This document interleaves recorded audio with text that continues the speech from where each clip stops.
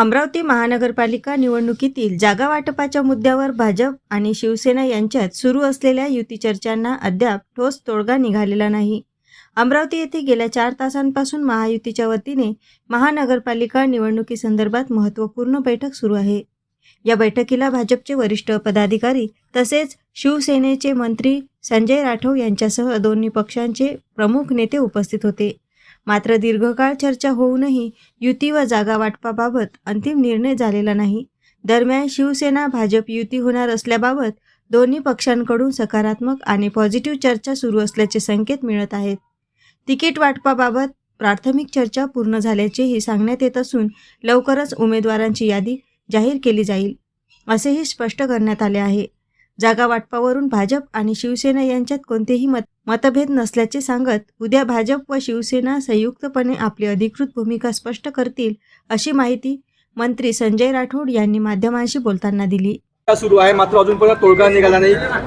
तोडगा निघणार आज? नक्कीच निघणार आहे. किती जागा? शिवसेना भारतीय जनता पार्टीची युती होणार आणि त्या दृष्टीनं अतिशय सकारात्मक पॉझिटिव्ह बोलणी चालू झाली आहे आणि सीटाचं सुद्धा या ठिकाणी बऱ्यापैकी आमचं ठरलेलं आहे.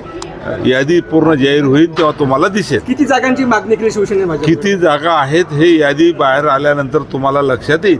जागा वाटपामध्ये भाजपा शिवसेनामध्ये मतभेद होत आहे? अजिबात मतभेद नाही आहे.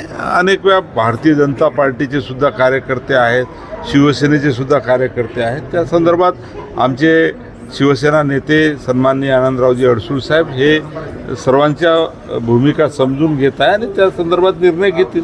काल राष्ट्रवादीला बाहेर केलं तसं युवा स्वाभिमानीलाही बाहेर करायचं चर्चा होते. खरं तर आता उद्या तुम्हाला आम्ही सविस्तर या संदर्भात दोन्ही भारतीय जनता पार्टी आणि शिवसेनेच्या माध्यमातून जाहीर भूमिका या तुमच्या सर्वांसमोर ठेवू. नाही, दोघांच्या युतीमध्ये युवा स्वाभिमान आहे हे ठरलंय का?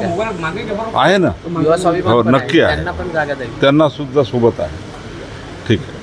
AS न्यूज महाराष्ट्रकरिता अमरावती येथून रुपालीसह अनिल साखरकर.